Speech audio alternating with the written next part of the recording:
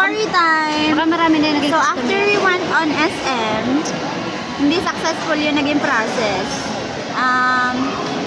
My husband checked his SIM card and it's not successful because they said that the SIM card is already expired, so hindi na siya napalitan. They didn't change it.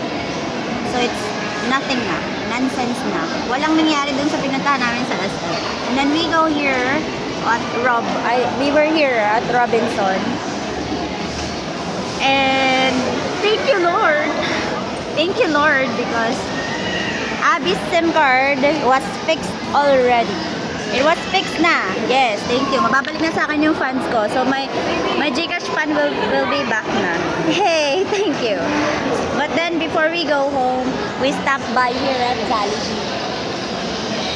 Because it's lunchtime na, so we eat a little. For Abby, we ordered 1-piece chicken kahit bawal. Then mine was a spaghetti with burger and ice mocha. But with Papa is like burger and Jolly hot dog only. With Coke float. So that's it today. Then after this, we straight to the market para mamili ng mga stuff ni Mama. We're gonna buy some chicheria.